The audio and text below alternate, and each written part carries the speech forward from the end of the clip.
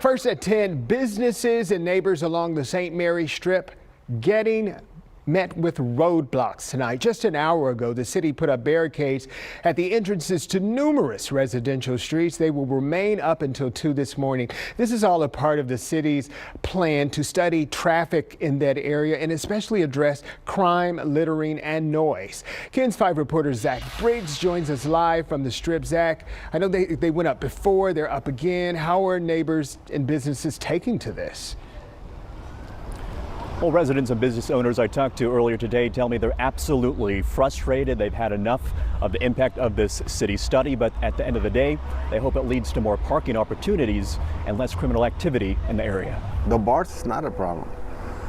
The problem is security. We don't have security over here. Sergio TREVINO is not a big fan of the late night shenanigans that go on in the Tobin Hill neighborhood, a place he and his wife have called home for the past 16 years. The beer cans on the street, a bunch of trash, they urinate in the yard. The St. Mary's Strip, a popping hub of bars, restaurants, and music, now at the center of a city-funded traffic study. It's a hassle to get to your house. Barricades temporarily blocking residential streets in an effort to prevent patrons from taking up parking spaces and committing unruly acts. But at the same time, it's making it harder for people like Deanna Santoyo to get home. I mean, I literally have to get out of my car, move a barricade, and come down here, and then maybe have a cop ask me for my ID or something. Tammy Russell, owner of the CANDLELIGHT POURHOUSE, is all too familiar with the havoc of parking.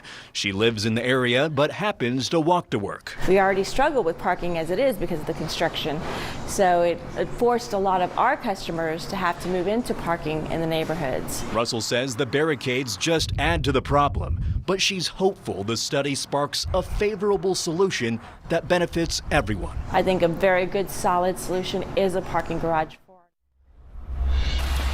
And by the way, this is the second time the barricades have been up in the North St. Mary's Strip, and it is bustling tonight. And Mario Bravo, he's with the San Antonio City Council, District 1. He represents this area. He tells me that he expects the results of this parking study to be up by May, and that's when everyone will reconvene once again, residents, neighbors, and patrons of this area to discuss future options. For now, we're live at the St. Mary's Strip. Zach Briggs, KENS 5.